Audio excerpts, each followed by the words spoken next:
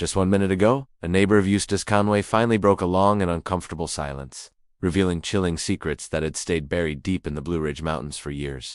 People had whispered for ages about Eustace's unusual way of living, how he survived in the wild, how he seemed more connected to the land than to people, but no one ever imagined the truth would feel this heavy or unsettling. Before we get into the full story, make sure to like this video, subscribe, and turn on notifications, because what the neighbor eventually admitted will almost certainly shock you. Eustace's neighbor doesn't speak much, but the way they look at that ridge now says enough. Whatever happened during that winter didn't just trouble him, it changed him completely. The shift wasn't slow or gentle. Instead, it felt as if the land itself had pressed against him, pressing so intensely that he could no longer tell where he ended and where the woods began. The neighbor finally admitted one disturbing thing. After that winter, Eustace was no longer acting like a man returning home. He seemed like someone who had either left something behind out there in the wilderness or brought something back with him. Ever since that time, people say the mountain hasn't felt the same. Trails seem to shift subtly. The air sometimes feels heavier, thick, as if it is storing a memory nobody asked it to keep. The neighbor warned that there was a reason Eustace suddenly stopped showing up in public, why he avoided questions, why he began avoiding people altogether. According to them, the change began on a night when the temperature dropped without any warning. Eustace returned drenched, freezing cold, staring blankly into nothing, and from that point on, nothing about him seemed normal again. Visitors who passed through Turtle Island last winter also noticed strange events. They remembered eerie nights when low humming sounds drifted across the valley even though the wind was perfectly still. Some spoke of faint knocking from deep within the tree, steady, patient, and rhythmic, as if something hidden in the forest was waiting for him to respond. Eustace was seen walking alone, well past midnight, a small lantern glowing in his hand while he whispered to the trees. People swore at the trees whispered back. He would suddenly stop, tilt his head, and listen closely to something inaudible to everyone else. When someone finally asked him what he had heard, he answered with only one haunting word. Some nights he left small offerings at the base of an old twisted tree far off any known path. A crust of bread here, a smooth stone there, a torn ribbon, taken straight from his own shirt. When people asked about the strange ritual, he simply said that it kept things calm. No one knew what that meant, and no one had the courage to ask him a second time. His journal entries from that winter grew stranger as well. They are filled with short lines, hurried sketches, and descriptions of shadows that seemed to breathe in the corners of his vision. He wrote about eyes appearing where no eyes should be, about the mountain, watching him, waiting for him, and wanting something from him. The final page ended abruptly mid-sentence. The neighbor refuses to say what was written before the pen stopped. They only mention that it looked as if Eustace realized something he should never have understood. After reading it, they sealed the journal and hid it away. This leads to the question nobody wants to ask out loud. If Eustace did not return from the wild the same man last winter, then what exactly did come back in his place? The few journal pages that his neighbor allowed the public to see reveal a haunting picture of a man caught between the natural world and something far older, lurking within it. People who worked near him began to notice his protective attitude over certain parts of the land. Cameras were suddenly banned. He called those areas sacred. That was the moment, according to those closest to him, when the change in him became undeniable. The wilderness wasn't just his home anymore. It had turned into something else entirely. Then the neighbor found something that confirmed the fears everyone wanted to dismiss. Eustace's nephew Daniel made an unexpected visit after hearing rumors of his uncle's strange behavior. He assumed he would find Eustace repairing a fence or tending to his horses. Instead, Daniel discovered a narrow path hidden deep in the woods where no official trail existed. At the end of that path, concealed beneath thick vines and brush, stood a small cabin that no one had ever seen or spoken about. Its door was reinforced with old timber and tightly sealed with rope. When Daniel forced it open, the smell of cedar and dust filled the air. What froze him in shock were the journals, hundreds of them stacked from floor to ceiling. At first, the entries were normal, describing weather patterns and animal movements, but they quickly shifted into something far more disturbing. Eustace wrote about the Watchers, beings that roamed the woods at night, ancient, unseen, and guarding secrets older than memory itself. He documented sketches carved into trees, strange footprints appearing where no animals walked, and one chilling line that he underlined 3 times, "They come when the fire dies." One journal dated just a week before Eustace disappeared for 3 entire days ended mid-sentence. The remaining pages were smeared with dirt and fingerprints from dried mud. When he eventually returned, pale and silent, he muttered only one thing: "I went too deep this time." Those 3 missing days turned Turtle Island into a place of fear. His tools sat untouched. His horses stood waiting in their pens as if nothing unusual had happened. Searchers found no tracks, no broken branches, no scent, nothing. Then on the morning of the 4th day, Eustace appeared at the edge of the preserve. He was barefoot, shaking violently, covered in scratches, and repeatedly saying, "The forest took me." He refused to enter the cabin. For weeks he slept outside, waking up screaming that the mountain was calling his name. When he finally began speaking again, his words were fragmented and eerie. He described a tunnel of light between the trees, whispers rising from beneath the soil, and something ancient in the ground watching him. Later, the neighbor discovered claw marks etched into the inside of his cabin door. Eustace only whispered, "It wasn't trying to hurt me. It was trying to warn me." After that moment, he was never the same again. Whatever touched him that winter left a mark, no one could explain. Even now, when he stands silently at the edge of the trees staring into the shadows, the neighbor quietly wonders whether Eustace truly returned from the woods or if part of him is still out there. When they arrived last winter, they found him sitting beside the river, staring into the flowing water. His hair was matted and tangled. His clothes were torn. He didn't look surprised to see them, only exhausted, as if he had been waiting. His sister Martha tried to convince him to come home with her, but he refused, saying that leaving the land would break the circle. He whispered that the mountain had chosen him, and the voices he heard were not hallucinations, but warnings. "There are rules here," he said. "If you take too much, it takes back what is owed." The neighbor stayed at Turtle Island that night, hoping to reason with him, but sleep was impossible. Strange sounds echoed from the woods, branches cracked, faint chanting drifted through the darkness, and the weight of unseen eyes pressed heavily over the camp. At dawn they found Eustace already awake, barefoot, standing perfectly still in a clearing facing east. Sunlight brushed the treetops and lit up his face. Later he claimed he had been greeting the ones who guard the ridge. Convinced something was seriously wrong, the neighbor begged him to see a doctor. He agreed at first, but while driving toward Boone, he suddenly asked to pull over. He stepped out of the truck and walked into the trees, saying only, "You do not go any further than this." Hours later he returned acting completely normal, almost cheerful. His neighbor described the moment as eerie, like watching a man drift between possession and rebirth in the same breath. Over the next few months, his behavior grew increasingly unknown. He spoke in riddles about watchers and keepers of balance. He carved wooden totems and placed them around the preserve, insisting they kept the mountain at peace. At first, the neighbor thought these carvings were signs of a mental breakdown. The storm came. A violent tempest tore through Turtle Island one night, uprooting every tree around his cabin, every tree except the small circle where his totem stood untouched. That was the moment the neighbor began questioning everything they once believed. They no longer saw a man slipping into madness. They saw someone living by rules far older than modern understanding. During one rare visit home, he finally opened up about what really happened. Sitting around the fireplace, Eustace stared into the flames for a long time as the room grew tense. When his brother asked what he had experienced out there, Eustace's voice trembled. Weeks before his disappearance, he had wandered deeper into the mountains than ever before, following a calling he had only seen in dreams. The woods had become unnaturally silent, no birds, no wind, nothing but stillness. He reached a small clearing where the earth looked disturbed, as if something had been buried and dug up countless times. He felt compelled to dig, not from curiosity but something deeper. Under the soil he found the remnants of an ancient site bones, old tools, and carved stones etched with spiral symbols he had never seen. The moment he touched one of the stones, the atmosphere changed. The woods darkened. Hundreds of whispers rose from beneath the ground. He ran, but every step felt heavier, like the earth itself was trying to drag him back. That night, the whispers followed him home, slipping through the cracks of the cabin walls. They weren't angry, he said, just watchful. They were reminding him that certain parts of the mountain were never meant to be disturbed. In the days after, animals began avoiding him. The weather shifted violently and unpredictably. The spire symbol he had discovered began appearing on nearby trees. When his brother asked if he had taken anything from the site, Eustace admitted he had a carved stone wrapped in cloth hidden under his bed. That was when his life spiraled out of control. He endured sleepless nights, lost track of time, and felt an unseen presence just a few steps behind him. Then he looked at his family with dark, steady eyes and said the most chilling words of all. I think the mountain woke up. No one dared question him after that. They could see the fear, see the conviction that what he had encountered was real. For years, the Conway neighbors stayed silent, afraid the world would label Eustace unstable, but each strange event that followed made silence impossible. Violent storms swept across Turtle Island. Lightning struck the same ridge repeatedly. Trees split down the middle, yet every area surrounding Eustace's carved totems remained untouched. Wildlife behaved unnaturally. Deer avoided his cabin.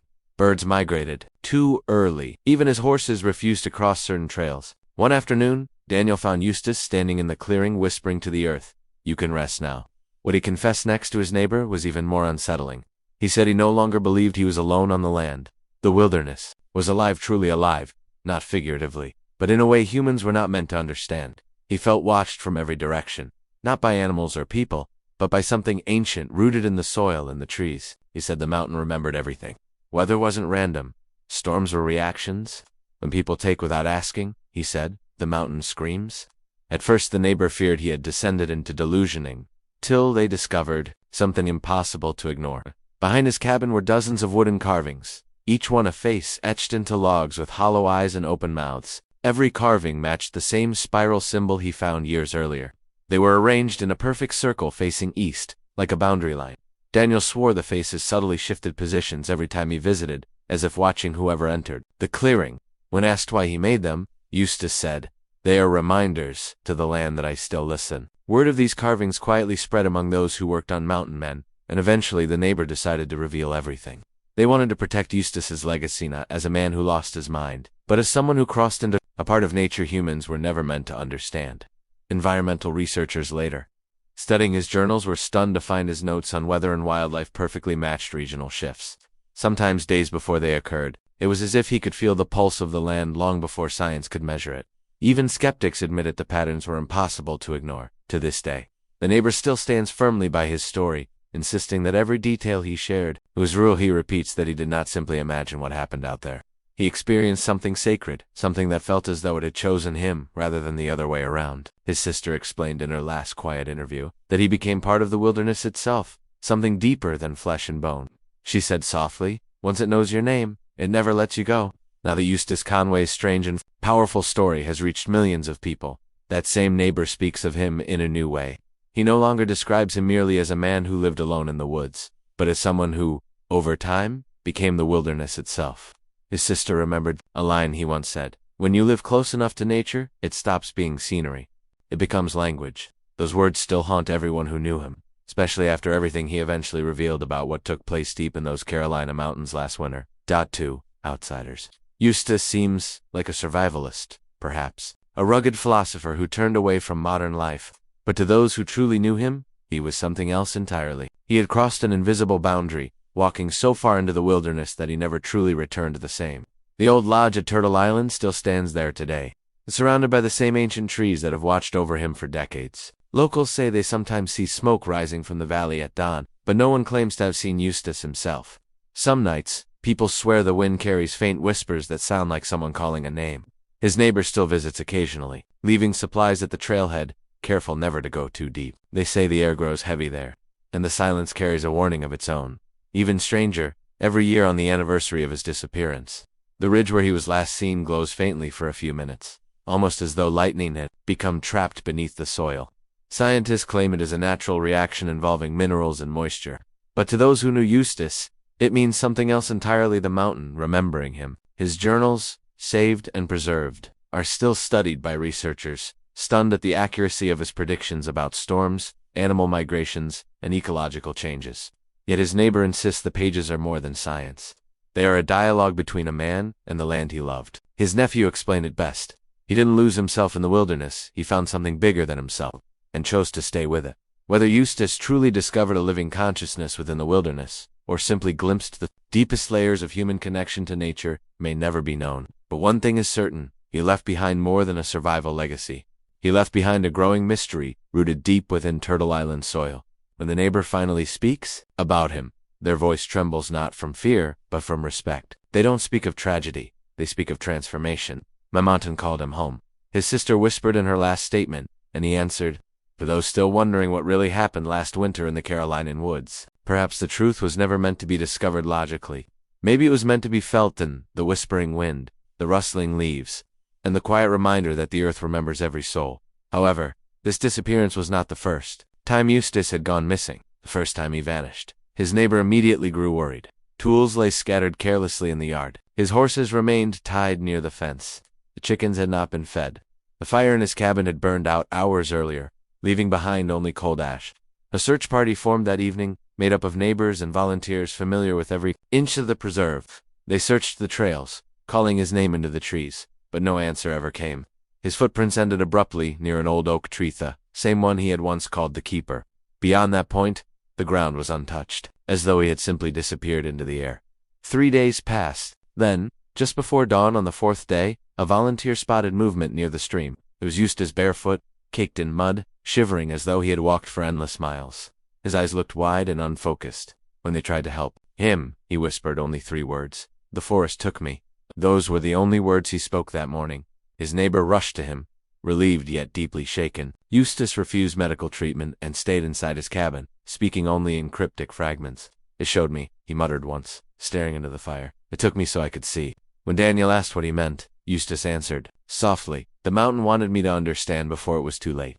A few days later, while cleaning the cabin, Daniel found deep, claw-like marks carved into the inside of the wooden door. They were unlike any animal tracks he had ever seen. Long, almost human-shaped, etched from the inside outward as though something had tried to escape. When Eustace saw the marks, his face went pale. "It was not trying to hurt me," he whispered. "It was trying to warn me." From that moment on, he changed again.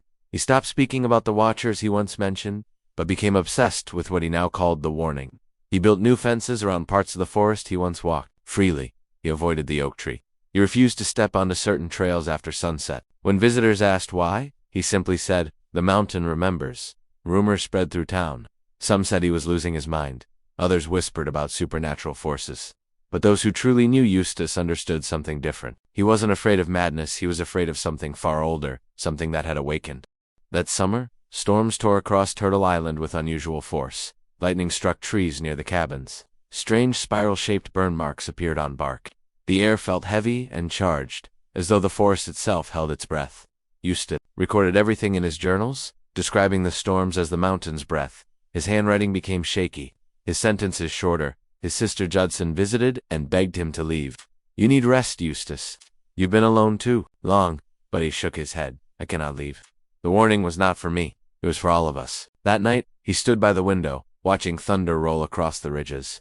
"The forest took me to show what lies beneath." He murmured words Judson would never forget. When she asked what he saw, he only whispered, "You would not believe it." Then came the storm of 2030 now. Like anything the Blue Ridge Mountains had seen in decades, the sky turned an eerie shade of green. The wind carried a deep humming vibration locals never forgot. Trees bent until their branches scraped the ground. Rain hammered the tin roof like the mountain itself was roaring. By midnight, the preserve looked as if the hill had decided to cleanse it. Cabins that had stood for decades were ripped apart. Barns and fences vanished beneath mud and debris, yet at sunrise, something impossible appeared. A perfect round patch of land 20 feet wide remained completely untouched. The grass was dry, no debris had fallen inside it. In the center stood tall wooden carvings, hollow-eyed and etched with swirling patterns.